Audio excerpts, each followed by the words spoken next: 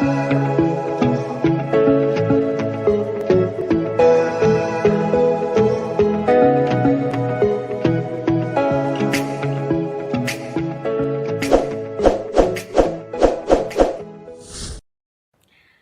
pagi Sobat Komunikasi semuanya, saya Ecak Masita. Selamat datang di acara Talkshow yang diadakan perdana oleh Program Studi Ilmu Komunikasi. Di sini sudah ada di samping saya narasumber kita, Pak Fathul Qorib. Selamat pagi Pak, selamat datang. Selamat pagi. Oke, sedikit saya memperkenalkan beliau. Beliau adalah Pak Fathul Qorib, SIKOM, MIKOM. Beliau lahir di Lamongan pada tanggal 20 Januari 1989. Beliau mengejar S1 di Universitas Trinojoyo, Madura. Kemudian beliau melanjutkan magister di Universitas Dr. Sutomo, Surabaya. Pengalaman kerja beliau pernah wartawan di Cendrawasih Pos, terus kemudian pernah wartawan di Malang Voice, lalu sebagai wartawan di Malang Pagi. Kemudian dari tahun 2017 beliau masuk di Universitas Tribuana Tunggadewi Malang sebagai dosen ilmu komunikasi sekaligus kepala program studi ilmu komunikasi. Jadi langsung saja mengenai tema kita pada hari ini, yaitu citizen journalism, jurnalis warga seperti itu. Jadi langsung saja mengenai internet. Internet itu bisa dibilang tidak terlepas dari kebutuhan hidup kita pada sekarang ini ya Pak. Jadi segala macam kebutuhan kita bisa akses mengenai pendidikan, kebudayaan, kesehatan, dan segala macam apapun itu kita bisa akses di situ seperti itu. Kira-kira yang saya tanyakan itu Pak, bagaimana fenomena-fenomena seperti itu ketika dikaitkan dengan citizen journalism itu seperti apa Pak? Oke. Jadi perlu saya jelaskan bahwa citizen journalism sendiri itu masih belum menjadi bahasan yang umum begitu di Indonesia. Jadi citizen journalism atau kita Indonesia akan menjadi jurnalisme warga atau ada yang mengatakan reportase warga itu relatif baru berkembang sejak tahun 2000-an. Meskipun pembicaranya sejak tahun 1990-an sudah kita bicarakan, tapi kemudian baru muncul beberapa media massa yang mengakomodir orang-orang yang meliput kejadian di lingkungan sekitarnya kemudian dimasukkan ke media. Tapi memang tadi berhubungan dengan internet itu membawa gelombang perubahan yang sangat besar sekali, karena internet itu membuat demokrasi informasi itu berkembang pesat. Sehingga orang-orang kemudian sekarang berbekal, kalau sekarang ini ya berbekal HP, betul, kemudian ada wifi atau internet, betul, itu mereka sudah bisa melaporkan seluruh kejadian yang ada di lingkungan sekitarnya. Sehingga liputan-liputan ini, atau kalau kita sederhanakan menjadi pembuatan informasi dalam bentuk di internet, baik itu video maupun gambar atau tulisan, itu yang kemudian kita sebut sebagai citizen journalism. Jadi warga melaporkan melalui blognya masing-masing atau melalui, sekarang lazim sekali ada vlog, kemudian juga ada media-media yang mengakomodir tulisan-tulisan warga, itu kemudian kita sebut citizen journalism. Gitu. Jadi fenomena ini sebenarnya harus kita terima bahwa internet itu membuat informasi menjadi mudah. Maka jangan ditutupi. Orang-orang ini seringkali ingin menutupi informasi itu, bahwa kita memang harus percaya ke media massa, ya pasti, karena media massa itu profesional. Tapi kemudian kita juga harus mengakomodasi masyarakat yang dia mengetahui kejadian di lingkungannya.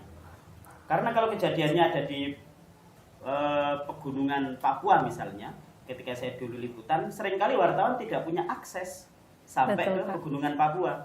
Karena kalau kita mau berangkat ke daerah pegunungan, biaya mahal, dan tentu perusahaan nggak mau mengcover itu. Lalu daerah-daerah semacam itu kan berbahaya. Mulai dari cuacanya, kemudian ada faktor kriminalitas, itu semua berbahaya sehingga wartawan nggak sampai ke situ. Ada banjir bandang, ada tsunami di Aceh waktu itu.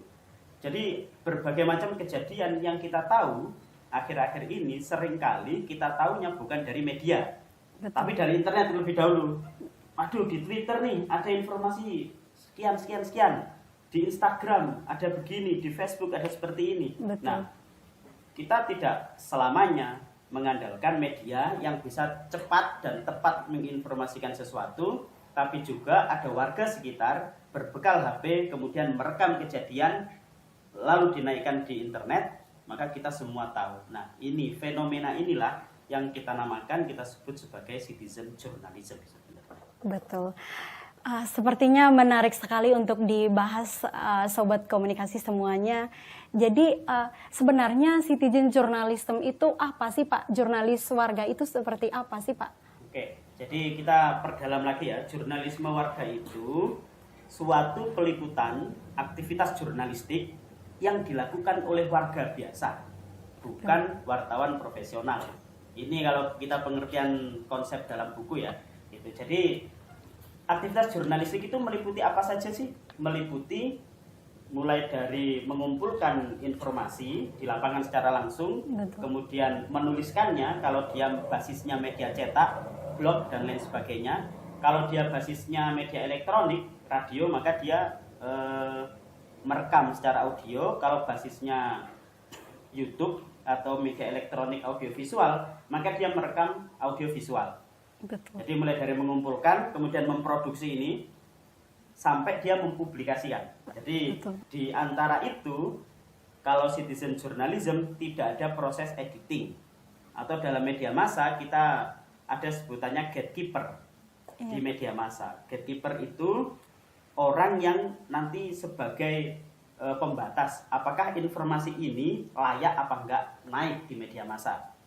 Tapi bagi citizen journalism nggak ada, karena mungkin dilakukan satu orang. Jadi misalkan saudari Ecak tinggal di NTT. Nah, saudari Ecak di sana kemudian melihat ada kebakaran di pasar. Kebetulan saudari Ecak jualan untuk dana usaha kampus misalnya. Jualan di sana, kemudian ketika jualan melihat ada kebakaran. Wartawan belum datang nyampe situ. Iya Pak. Kamu sudah di situ kemudian langsung ngerekam. Setelah ngerekam diunggah ke YouTube sendiri.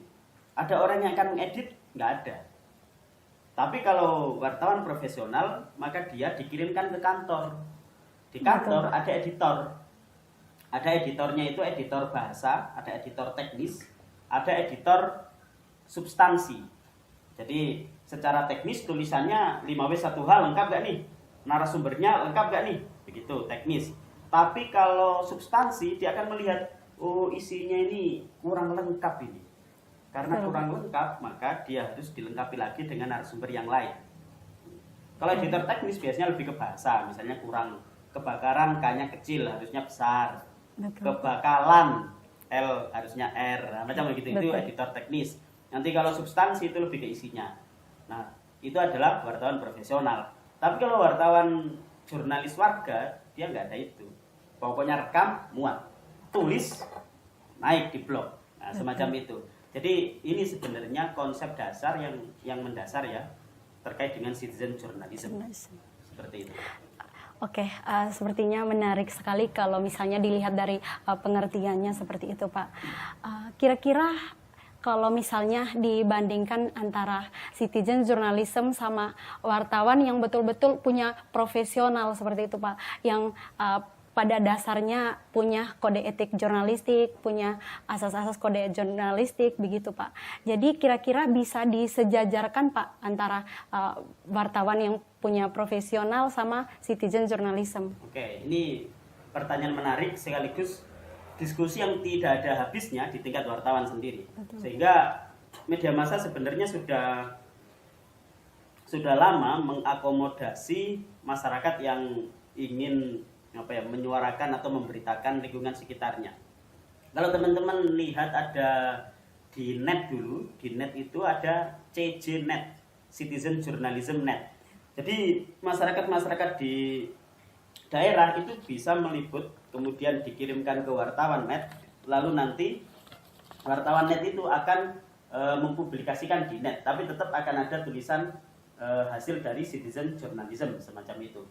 Nah, ada juga yang mengakomodasi di bidang internet, misalnya Kompasiana, kemudian kalau di Indonesia agak jarang ya, luar negeri yang banyak. Kalau di Indonesia mungkin Kompasiana, kemudian di Metro dulu itu ada, sempat ada. Kemudian kalau di Malang, di Maisa Unitri, dulu biasanya nulisnya itu di Surya. Jadi koran Surya dulu itu mewadahi mahasiswa yang pengen nulis atau warga biasa yang pengen nulis. Jadi ada, saya lupa nama rubriknya, tapi dulu di Surya ketika teman-teman mahasiswa kemudian punya kegiatan, itu boleh ditulis sendiri, diliput sendiri, foto sendiri, kirim ke Surya. Betul. Atau teman-teman mahasiswa camping di pantai, kemudian ditulis sendiri, menginformasikan terkait dengan informasi wisata, kemudian dinaikkan di Surya, itu bisa. Dulu ada, kayaknya sekarang sudah tidak ada lagi. Nah, jadi keterbukaan media massa untuk mengakomodasi ini harus dimanfaatkan sebesar-besarnya. Kembali ke pertanyaan tadi, apakah citizen journalism bisa disejajarkan? Itu sebenarnya kesepakatan para wartawan sih tidak bisa. Kenapa? Karena wartawan dalam melakukan peliputan, mereka memiliki kode etik yang harus dipatuhi. Sementara kalau jurnalis warga, mereka meliput aja, apapun Betul, diliput. Misalkan ada kegiatan RT, yang dia kegiatan RT itu Agustusan misalnya. Kalau kegiatan Agustusannya biasa saja, saya kira ya nggak pantas untuk diliput. Betul. Tapi warga yang ada di situ merasa, wah ini RT saya ini mantap kalau diliput. Padahal cuma lomba misalnya makan kerupuk misalnya. Sehingga wartawan profesional itu selain punya kode etik, mereka punya nilai-nilai berita yang tidak semua peristiwa itu bisa dimuat dalam sebuah berita. Sehingga ada banyak sekali nilai berita yang dipegang oleh wartawan. Misalnya, ini mungkin masyarakat biasa juga harusnya tanggap juga. Misalnya terkait dengan dampak. Kalau kita dampak banjir itu pasti berdampak kepada orang. Sehingga mau dia jurnalis warga, wartawan profesional pasti ngejar kejadian semacam ini. Atau secara umum bencana alam. Kemudian 17 Agustusan misalnya yang biasa kita liput juga, wartawan liput, itu adalah kegiatan-kegiatan yang sifatnya luar biasa. Jadi kalau hanya sekedar tingkat RT biasanya nggak menarik. Tapi Betul. kalau yang mengikuti itu kepala-kepala dinas dalam satu provinsi, lomba balap karung antar kepala dinas, itu biasanya wartawan akan meliput. Nah, ini bisa digunakan sebagai pelajaran bagi jurnalis warga. Ketika ada kegiatan-kegiatan yang di tingkat RT, maka teman-teman jika ingin diliput atau ingin liputannya diakui oleh media, bikin kegiatannya itu hebat gitu. Misalnya lomba makan kerupuk biasa kan, Iya, Pak. tapi bagaimana kalau kerupuknya itu diameternya 1 meter gitu. Jadi kerupuknya besar sekali. Iya, Pak. Nah, itu akan menarik sehingga teman-teman yang menulis atau memvideokan itu bisa dikirim ke media. Dan cara-caranya misalnya ada media massa yang membeli, jadi membeli hak video itu. Ada yang membelinya dengan cara diklaim langsung, mahal biasanya. Iya, Jadi misalkan satu kali video dia beli seharga 300 juta, sehingga video itu diambil oleh salah satu stasiun televisi. Ada juga yang ngambil hanya hak siar. Jadi ya udah, saya kasih uang 50 juta, tapi hak siarnya saya ambil. Tetap namanya, tetap namamu. Ada juga yang udah saya kasih 10 juta, nanti kamu boleh jual di tempat lain, nggak apa-apa, yang penting media saya ini dapat informasi terbaru terkait lomba makan kerupuk sebesar meja ini misalnya. Nah, semacam itu.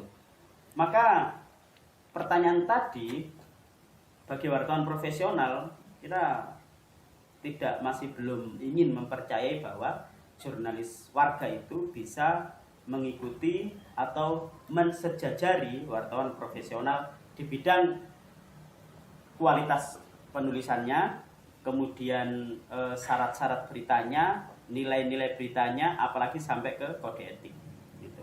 Karena wartawan banyak sekali diikat oleh berbagai macam etika, dan kita diawasi oleh seluruh orang yang menjadi konsumen dari berita kita.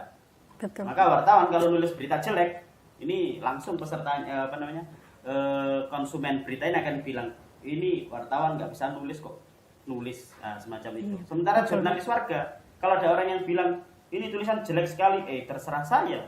Saya nulis di media-media saya sendiri, kamu baca ke media massa saya sendiri, ya udah terserah saya. Mau video saya goyang-goyang, mau video saya lurus, nah, nggak masalah. Tapi kalau wartawan profesional pasti akan dievaluasi oleh perusahaannya. Begitu. Oh berarti antara citizen jurnalis sama wartawan profesional itu tidak bisa disejajarkan ya Pak. Ya.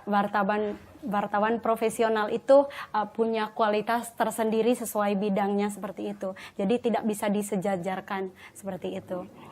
Oke, demikian penjelasan dari narasumber kita. Kita break dulu, jangan kemana-mana, tetap di Communication Talk.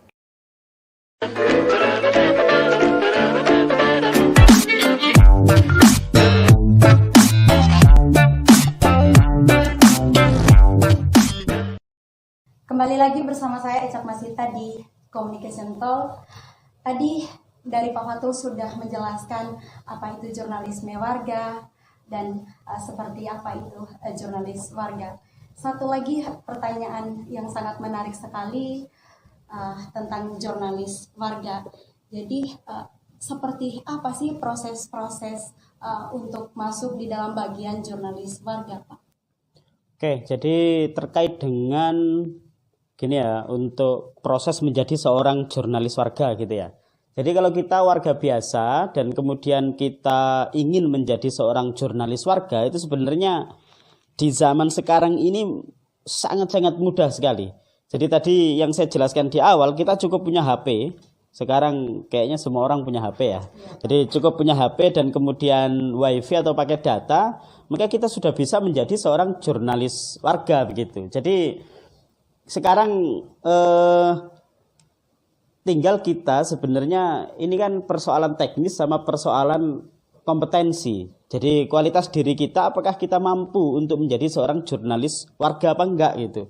Jadi sekarang HP sudah ada, wifi sudah ada, atau pakai data sudah ada. Nah, kita bisa enggak membuat blog? Masalahnya kadang kita enggak bisa. Kita punya YouTube channel apa enggak? Enggak punya. Jadi kalau kita nggak punya blog, kita nggak punya YouTube channel, kita Facebook juga cuman untuk cari-cari informasi nggak jelas, apalagi kita termakan hoax, begitu. Kemudian media sosial kita nggak akrab, jadinya kita akhirnya nggak bisa gitu loh. Atau kita punya hal-hal punya HP, punya wifi, punya Facebook, punya YouTube channel, tapi kita nggak punya keahlian, kita nggak punya kemampuan yang mendasar terkait bagaimana mengambil video yang baik misalnya.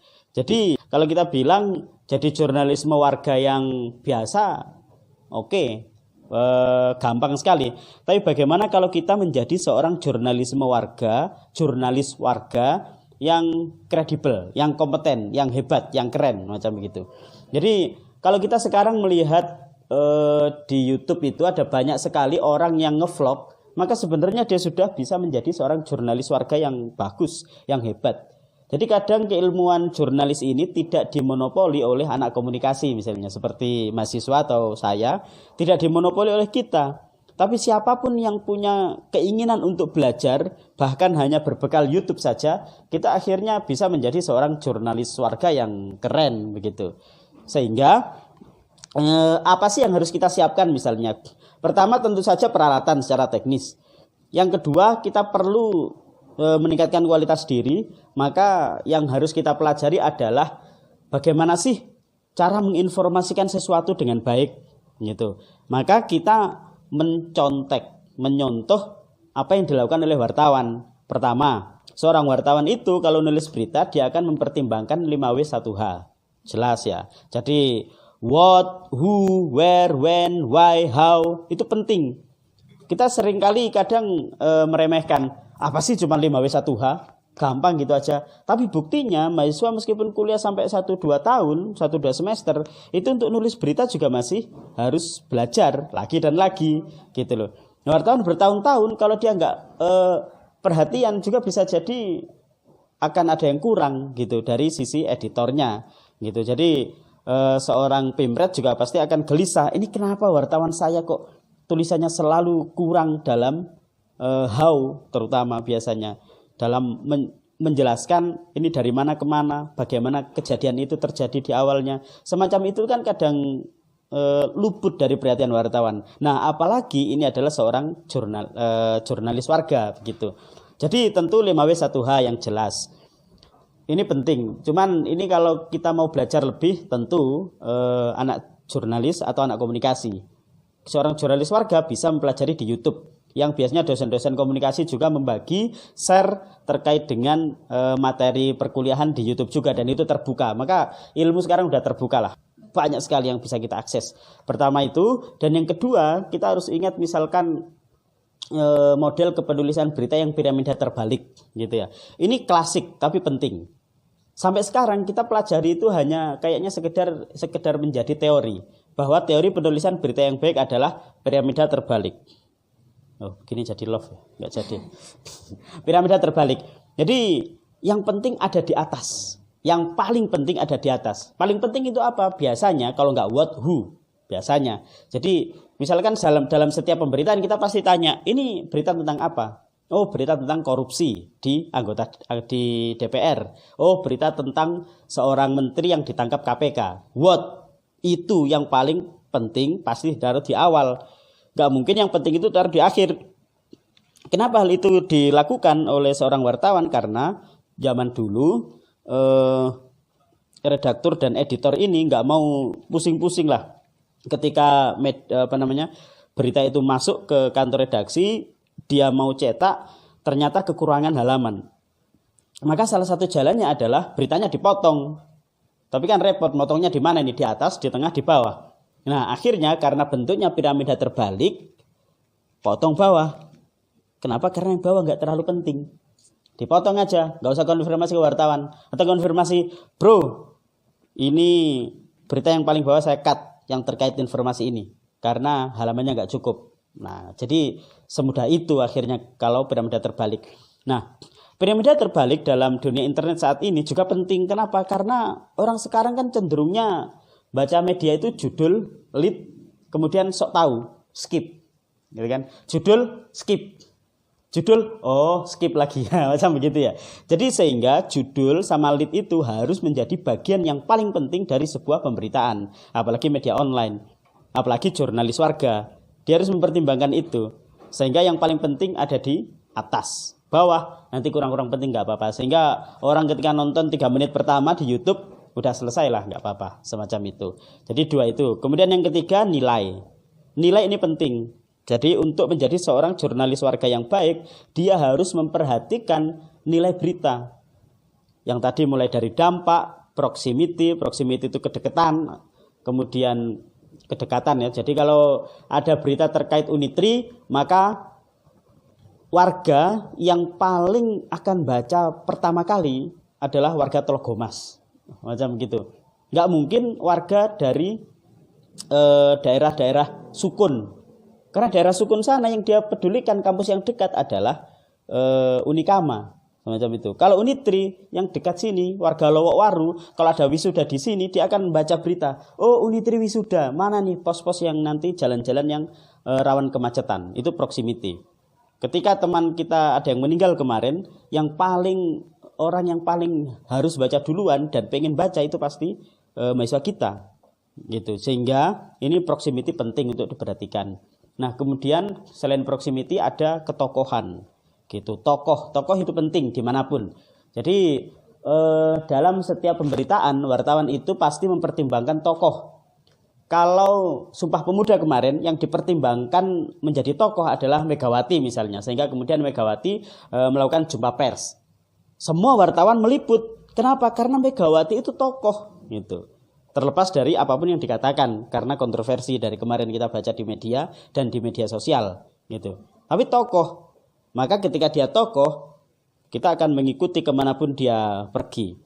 Kalau ada seorang yang nggak kita kenal jatuh di selokan, biasa aja. Weh, jatuh, hati-hati bro, selesai. Tapi kalau yang jatuh itu pejabat publik, bayangkan. Bisa menjadi berita viral. Andalan kita sekarang viral. Jadi ketokohan itu penting sekali untuk diikuti. Nah, semacam itu. Atau yang lain misalkan selain tokoh ada human interest misalnya. Human interest itu kisah-kisah yang bisa membuat kita tersentuh. Jadi kisah kejadian-kejadian kemanusiaan, orang-orang miskin yang belum mendapatkan bantuan, kemudian orang-orang yang berprestasi, sementara bapaknya adalah tukang becak, petani, tapi kemudian dia IPK-nya 3,8, 3,9, apalagi 4, lalu dia menjadi wisudawan terbaik. Nah, itu adalah human interest, bisa dimasukkan ke situ. Nah, nilai-nilai berita ini penting untuk diketahui oleh seorang jurnalis warga. Maka seorang jurnalis warga ketika menghadapi suatu peristiwa, persoalan, maka dia akan melihat ini sesuai dengan nilai berita apa enggak. Gitu. Oh, bernilai ini. Kalau bernilai berarti maksudnya adalah pasti ada yang baca, pasti ada yang nonton. Harus dipertimbangkan itu. 3. Kemudian yang terakhir sebenarnya yang juga penting sekali ini bagi wartawan, tapi juga bisa ditiru oleh seorang jurnalis warga, yaitu etika. Kalau di zaman internet kita kenal etika berinternet, nah, macam begitu. Itu bisa digunakan sebagai panduan oleh seorang jurnalis warga ketika meliput sesuatu sampai ke mempublikasikannya.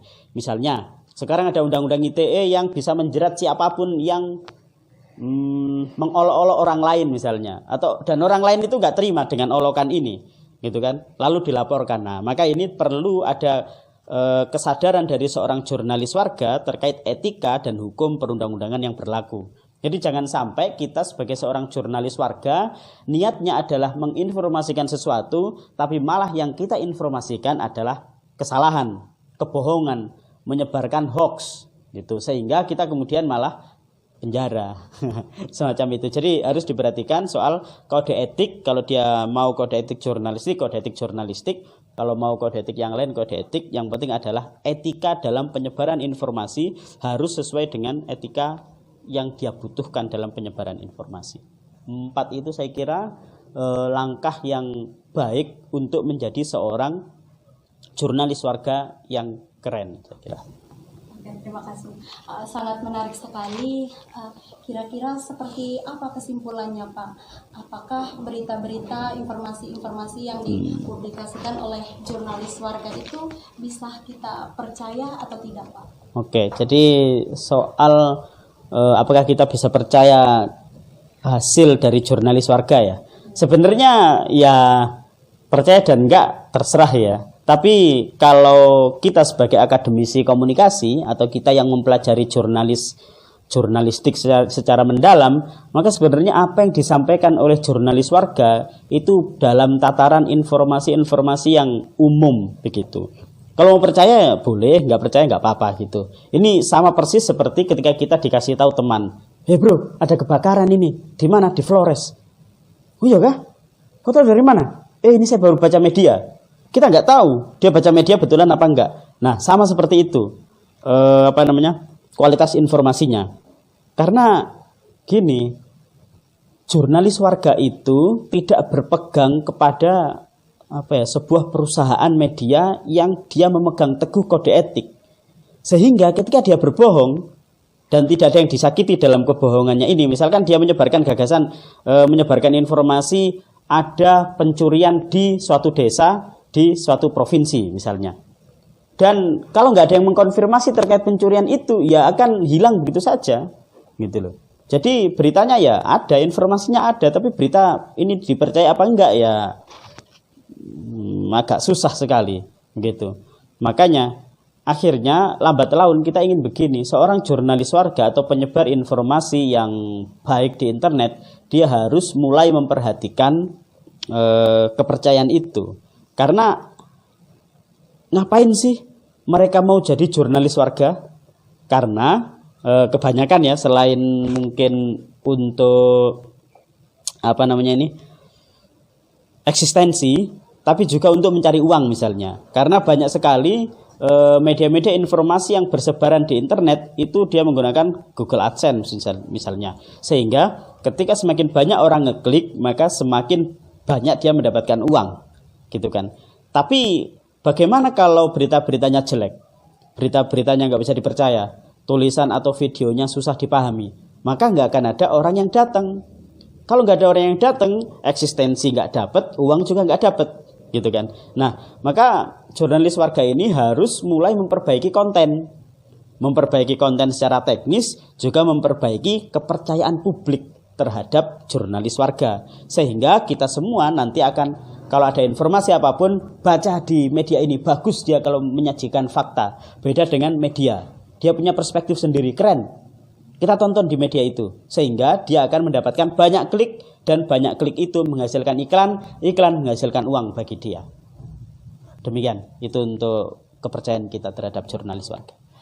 Aduh, luar biasa sekali, lengkap sekali pembahasan dari Pak Fatul.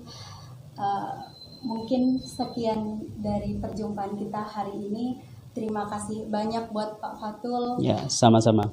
Sampai jumpa di pertemuan berikutnya. Saya Ecak Masita, terima kasih.